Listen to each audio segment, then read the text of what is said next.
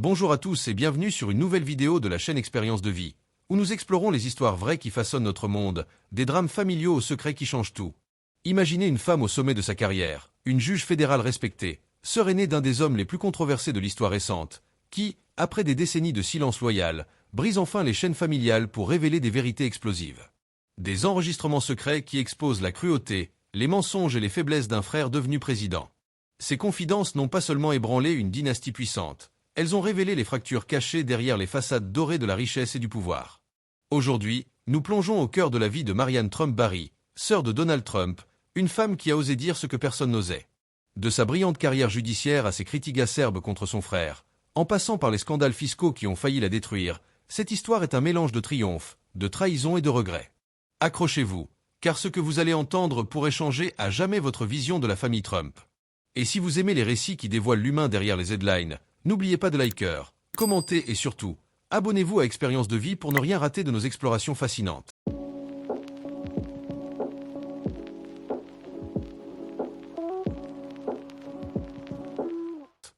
Marianne Trump Barry est née le 5 avril 1937 dans le quartier du Queens à New York, en tant que premier enfant de Fred Trump, un promoteur immobilier ambitieux d'origine allemande, et de Mary-Ann MacLeod Trump, une immigrante écossaise arrivée aux États-Unis en 1930. La famille Trump, déjà ancrée dans le monde de l'immobilier, vivait dans une maison modeste mais confortable, reflet des aspirations de Fred Sr., qui avait bâti sa fortune en construisant des logements pour la classe moyenne après la Grande Dépression. Fred Trump, né en 1905, avait commencé sa carrière en aidant sa mère à gérer des propriétés après la mort prématurée de son père en 1918.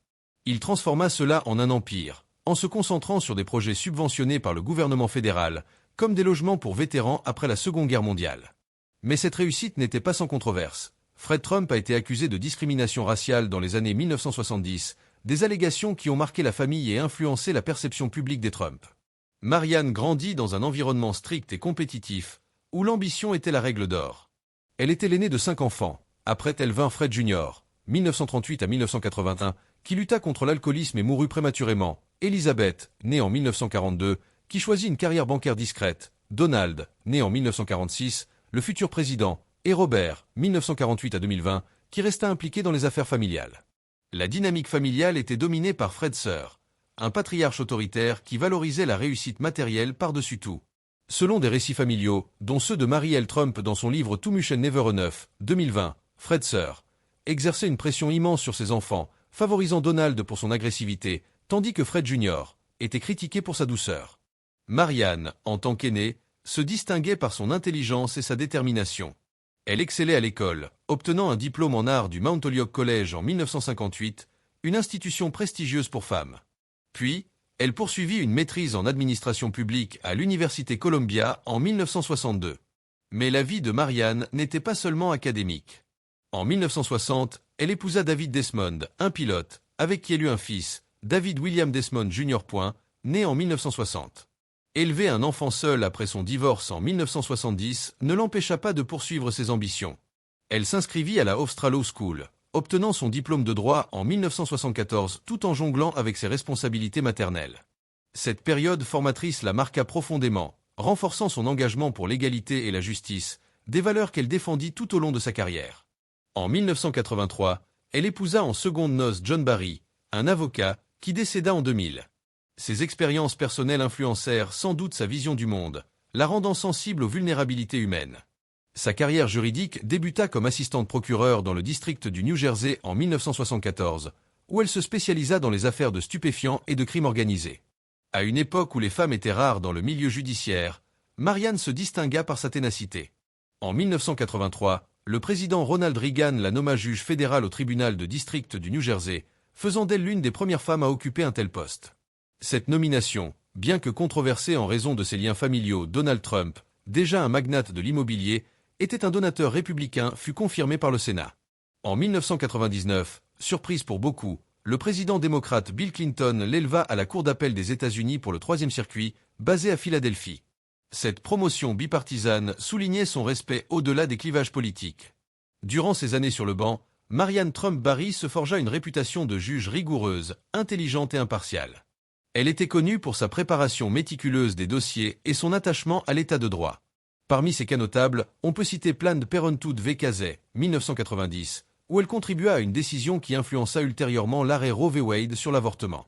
Dans une opinion de 2000, elle défendit le droit à l'avortement partiel, arguant contre une interdiction du New Jersey, une position qui la plaça en opposition avec des conservateurs comme Ted Cruz lors de la campagne de 2016. Elle traita aussi des affaires environnementales, comme des litiges sur la protection des oiseaux migrateurs ou la régulation des émissions polluantes, montrant une sensibilité aux enjeux écologiques, un contraste ironique avec les politiques de son frère. Dans USV 5 Grana, 1989, elle condamna sévèrement un trafiquant de drogue, reflétant son passé de procureur. Elle défendit les droits civiques dans des cas d'immigration, critiquant souvent les accords de plaidoyer trop cléments. Sa carrière ne fut pas sans défis. En tant que femme dans un monde dominé par les hommes, elle affronta des préjugés, mais son intellect la propulsa. Elle devint la première femme à présider la section pénale de l'American Bar Association et reçut de nombreux honneurs, dont la médaille Sandra des O'Connor en 2004. Pourtant, sa vie publique resta discrète. Elle évitait les médias, préférant que son travail parle pour elle. Cette réserve contrastait avec le flamboiement de son frère Donald, qu'elle admirait publiquement dans les années 1980 et 1990, mais critiquait en privé. Après plus de 3 décennies sur le banc, Marianne prit un statut de juge senior en 2011, réduisant sa charge de travail tout en restant active. Elle mena une vie retirée à New York, dans son appartement de l'Upper East Side, évitant les projecteurs. Elle soutint des causes caritatives, comme l'éducation juridique et la justice sociale, via des dons anonymes. Fidèle à sa personnalité, elle refusa d'écrire des mémoires, malgré des offres lucratives. Sa relation avec Donald évolua. Pendant sa campagne de 2016, elle le soutint discrètement, mais des tensions émergèrent avec ses politiques, notamment sur l'immigration. En 2019, sa retraite complète fut précipitée par un scandale. Une enquête du New York Times en 2018 révéla des stratagèmes fiscaux présumés de la famille Trump, où Fred Sir aurait transféré des centaines de millions à ses enfants via des sociétés d'écran comme All County Building Supply, gonflant les coûts pour minimiser les impôts. Marianne, bénéficiaire, fut accusée de fraude potentielle. Des plaintes éthiques déclenchèrent une enquête judiciaire, mais sa retraite en avril 2019 y mit fin, car les règles ne s'appliquent qu'aux juges actifs. Critiques comme Elizabeth Warren y virent une échappatoire, appelant à réformer le système. Marianne ne commenta jamais publiquement, mais des amis la décrirent comme mortifiée. Post-retraite, elle resta à l'écart de la politique de son frère. Lors de la présidence de Donald, 2017 à 2021, elle évita les événements familiaux publics, y compris les funérailles de Robert en 2020. Sa santé déclina. En 2023, elle était en hospice pour un cancer, bien que non publiquement annoncé. Le point culminant des tensions familiales fut la publication en août 2020 par le Washington Post d'enregistrements secrets entre Marianne et sa nièce Mary L. Trump. Enregistré en 2018 à 2019 sans le consentement de Marianne, légale à New York avec une partie consentante, ces 15 heures de conversation révélaient des critiques acerbes. Mary Trump, psychologue et auteur de Too Much and Never Enough, 2020, les enregistra initialement pour se protéger dans un litige successoral, mais il allèrent bien au-delà. Dans ses bandes, Marianne dépeint Donald comme sans principe, All I want to do is appeal to his base. Et HAS nos principes. Non. Elle le qualifie de cruel, dénonçant sa politique de séparation des familles à la frontière. HIS Godaned tweet and lien, oh my god. I'm talking too freely, do you know? The change of stories. The lack of préparation. The lien. Holy shit. Elle accuse Donald de tricherie académique, et got into University of Pennsylvania because he had somebody take the exam, nommant Joe Shapiro. Bien que démenti par la famille de ce dernier, Mary Trump clarifia qu'il s'agissait d'un autre. Elle révèle avoir fait ses devoirs pour lui enfant, et critique son égoïsme aux funérailles de Fred Sir en 1999. Donald was the only one who didn't speak about dad. Et spoke about himself. Marianne exprime une frustration profonde. You can't trust him, évoquant ses faillites et mensonges. Elle dénonce sa fausse religiosité. If he were religious, et they want 12 people, not dodis. Ses propos contrastent avec les éloges publics de Donald, qu'il a qualifié de juge phénoménal. Les enregistrements exposent des rancœurs anciennes. Une dispute dans les années 1980 où Donald ne lui parla pas pendant 2 ans, et son irritation quand il s'attribuait son succès judiciaire. Mary Trump justifia les enregistrements comme preuve contre des mensonges familiaux dans un litige de 2000, où elle fut évincée de l'héritage de Fred Sir, estimé à bien plus que les 30 millions déclarés. Elle affirma que les critiques de Marianne étaient inattendues mais sincères, révélant une désapprobation profonde de ses politiques migratoires, qu'elle jugeait inhumaines.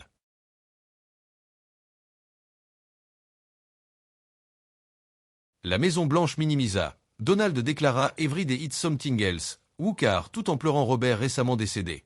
Mark Meadows attaqua Mary Trump comme motivée par la vengeance, notant son absence aux funérailles de Robert. Jason Miller qualifia cela de rivalité fraternelle. Les alliés rejetèrent les accusations de tricherie comme ragot.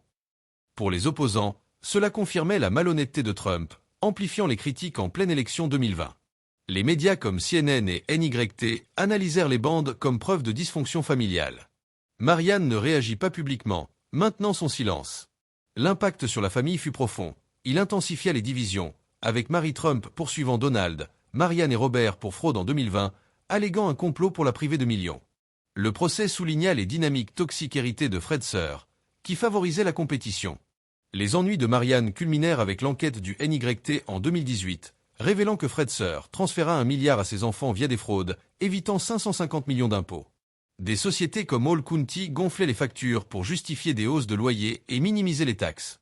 Marianne, en tant que juge, fut impliquée comme bénéficiaire active. Des plaintes éthiques suivirent, mais sa retraite en 2019 stoppa l'enquête. Les Trump nièrent, 100% false. Cela alimenta les appels à transparence fiscale de Donald, qu'il refusa. Marianne mourut le 13 novembre 2023 à 86 ans, retrouvée inanimée dans son appartement. Pas de traumatisme, elle était en hospice pour cancer. Donald la décrivit comme magnifique sur Trousse sociale. Le troisième circuit la loua comme passionnée par la justice. Son héritage, une pionnière judiciaire, mais entachée par les scandales. Ses critiques privées soulignent les contradictions familiales. Pensez-vous que ces critiques étaient sincères ou motivées par des tensions familiales? Cela change-t-il votre perception de la famille Trump? Dites-le nous en commentaire et cliquez sur j'aime si vous avez trouvé ces révélations édifiantes. Et pour plus d'histoires captivantes sur les expériences de vie qui nous marquent, abonnez-vous à la chaîne Expérience de vie dès maintenant, activez la cloche pour ne rien manquer. Merci d'avoir regardé, et à bientôt pour une nouvelle aventure.